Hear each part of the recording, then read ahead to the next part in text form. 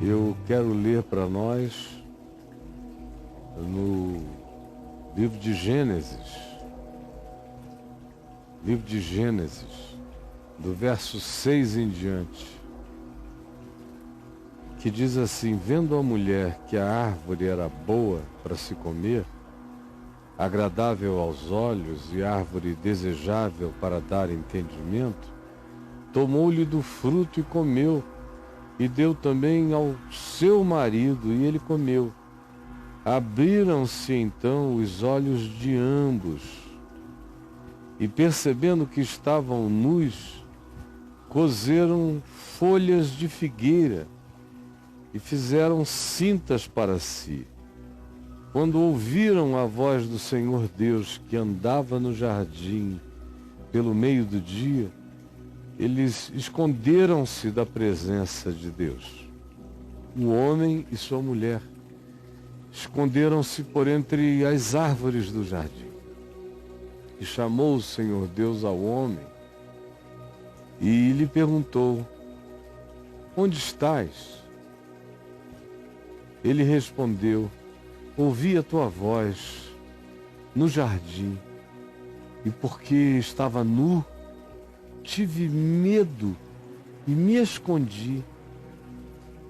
Perguntou-lhe Deus: quem te fez saber que estavas nu? Comeste da árvore que te ordenei que não comesses? Então disse o homem: a mulher que me deste por esposa, ela me deu da árvore e eu comi. Disse o Senhor Deus à mulher: que é isso que fizeste? Respondeu a mulher: a serpente me enganou e eu comi. Então o Senhor Deus disse à serpente: visto que fizeste isto, maldita és entre todos os animais domésticos e entre todos os animais selváticos. Rastejarás sobre o teu ventre e comerás pó todos os dias da tua vida. Porém, inimizade entre ti e a mulher, entre a tua descendência e o seu descendente. Este te ferirá a cabeça, e tu lhe ferirás o calcanhar. E à mulher, Deus disse: multiplicarei sobremodo os sofrimentos da tua gravidez. Em meio de dores darás à luz filhos. O teu desejo será para o teu marido, e ele te guiará. E a Adão disse: visto que atendeste à voz de tua mulher e comestes da árvore que te ordenara, eu te ordenara, não comesses, maldita é a terra por tua causa. Em fadigas obterás dela o sustento durante os dias da tua vida. Ela produzirá também cardos, abrolhos, e tu comerás a erva do campo. No suor do rosto comerás o teu pão, até que tornes à terra, pois dela foste formado, porque tu és pó, e ao pó tornarás. E deu o homem o nome de Eva, a sua mulher, por ser a mãe de todos os seres humanos. Fez o Senhor Deus vestimenta de peles para Adão e sua mulher, e os vestiu.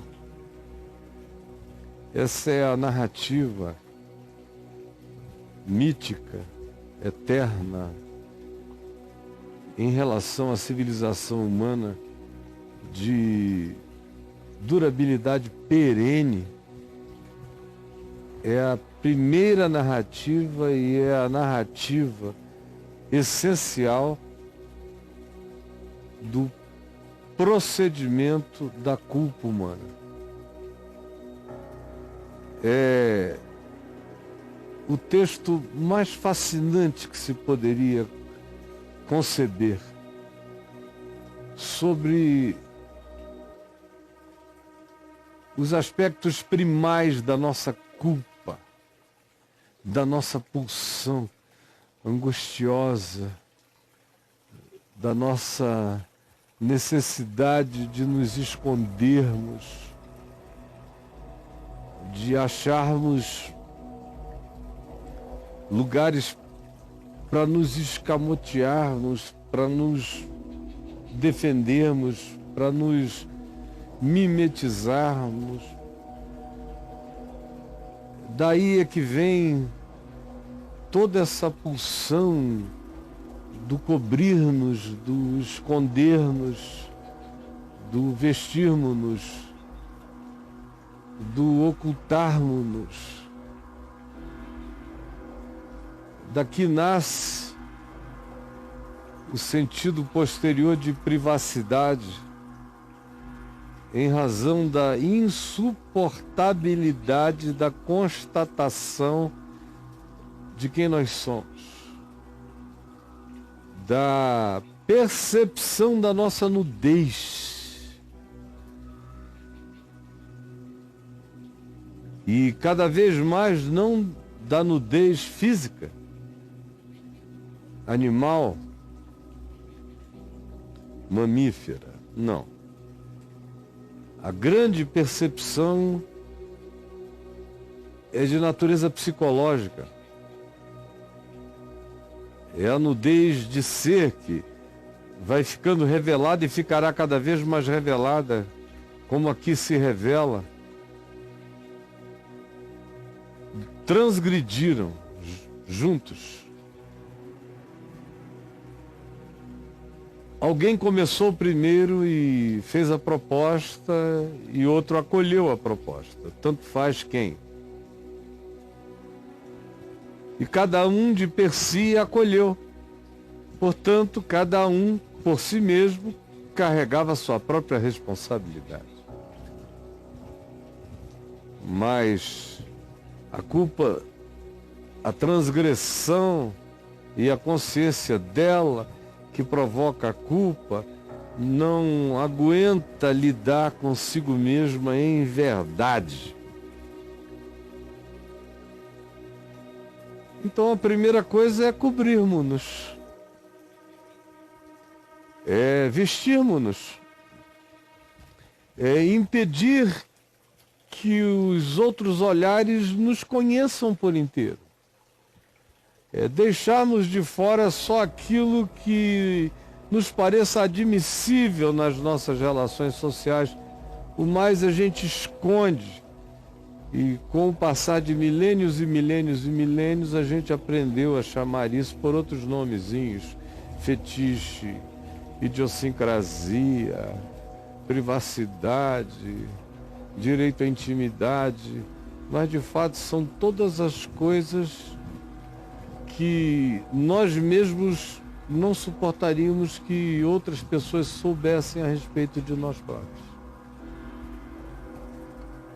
E aqui na sequência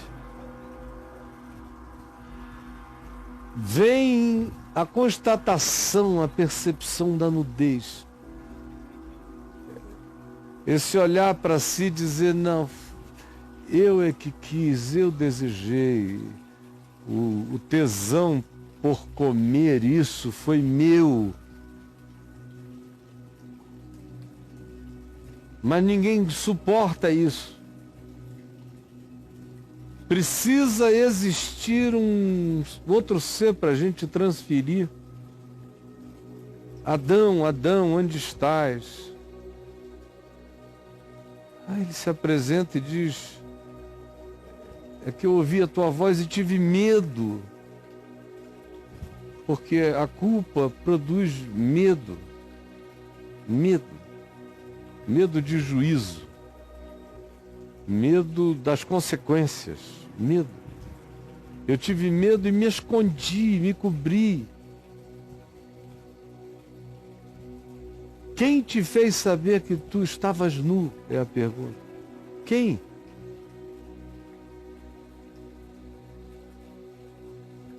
E a resposta carrega um dos mecanismos, ou o mecanismo mais primitivo, produzido pela culpa, que é a transferência. A mulher que tu me deste,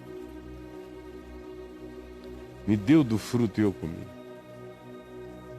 Pergunta de Deus é: quem te fez saber que estavas nu? Comestes porventura do fruto que eu te ordenei,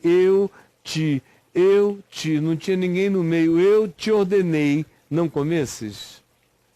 Entre mim e ti a conversa, mas a culpa gera medo e o medo provoca transferência. Foi a mulher que tu me deste que me deu. E aí a mulher é enfrentada imediatamente. Não porque Adão estivesse justificado, explicado, não. É só uma sequência de uma pedagogia da psicologia perene mais extraordinariamente simples possível. Volta-se para a mulher e a mulher diz: foi a serpente. Tem que existir um diabo. Tem que existir um diabo. Sem diabo, o ser humano e a humanidade não aguentam viver. Os seres humanos precisam de diabo para ser aquele para quem se transfere, aquele que carrega o meu mal é dele, ou o meu mal só foi suscitado em mim por causa dele, ou ele é absolutamente responsável pelo mal que habita em mim. Como a gente vê o tempo todo sendo feito.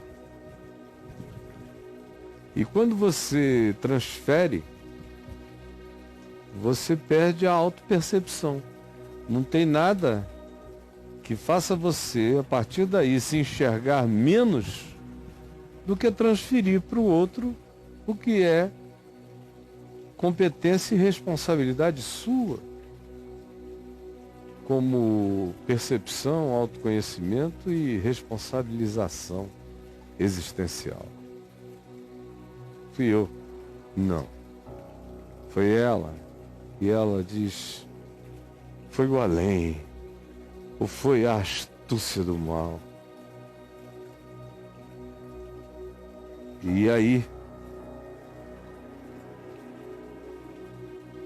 a Escritura estabelece para cada um desses personagens envolvidos o que seria o contorno da existência deles no curso da história e da civilização, o que caracterizaria mais intensamente a continuidade da vida do homem, da mulher e da serpente,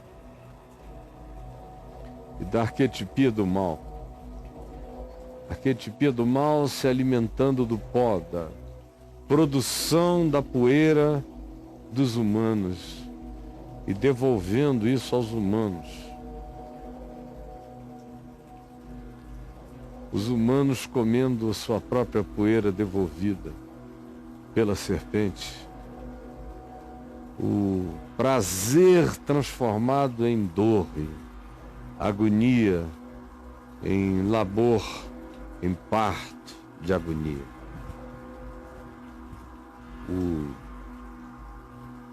O existir, o viver, é uma atividade incessante de sobrevivência, de preocupação.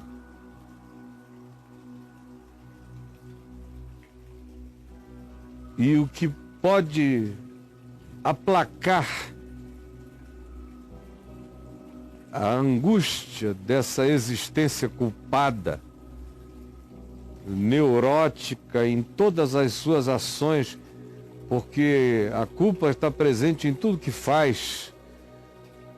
A mulher dá à luz entre dores, com a memória latente de uma culpa.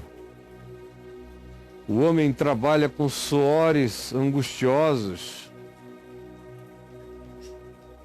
E a serpente ficou confinada ao ciclo dos humanos.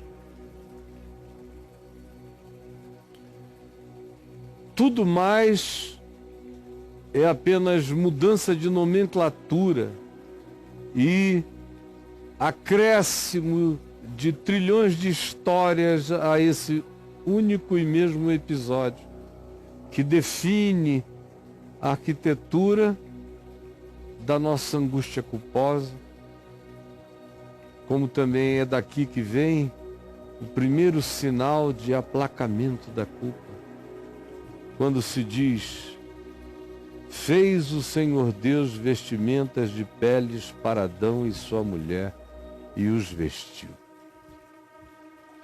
Os homens tentaram se vestir na sua culpa,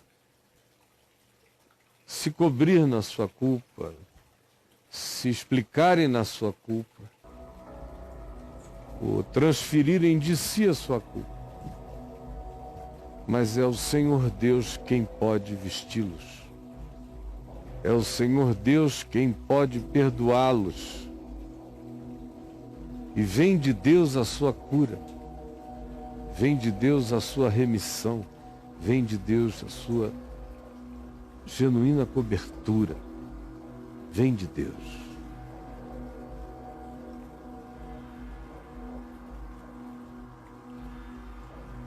Todas as tentativas humanas de fazermos com que a nossa culpa seja de algum modo vestida, coberta, explicada,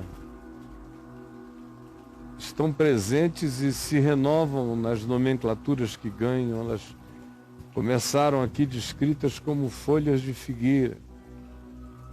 Com a evolução dos tempos, elas se transformaram em sacrifícios religiosos, depois em grandes filosofias de religião, depois se transformaram em grandes filosofias de vida, depois se transformaram em grandes correntes psicológicas, ou então elas se transformam em todos os mecanismos de fuga e de evasão, ou de anestesiamento da dor, da angústia de algo do que não se consegue fugir, ou seja, de si mesmo.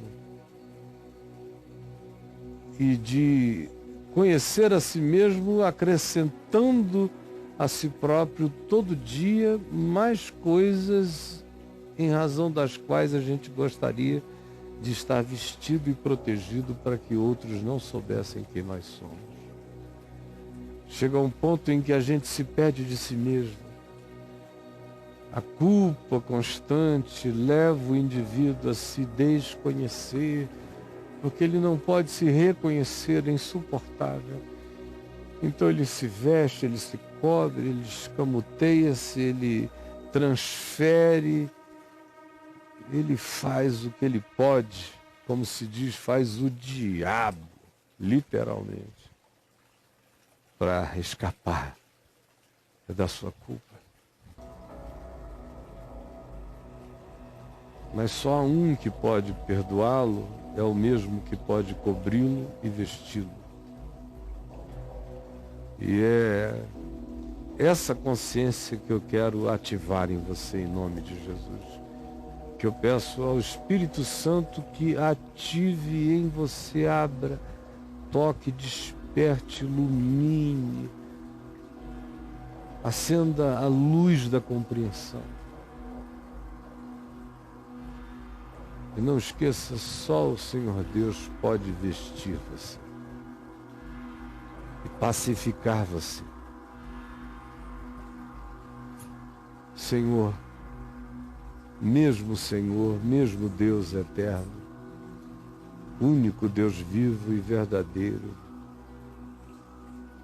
Deus do homem, Deus da mulher, eu te peço que hoje, tantos milênios depois dessa ocorrência, perdida no espaço-tempo, para além do alcance das nossas mãos,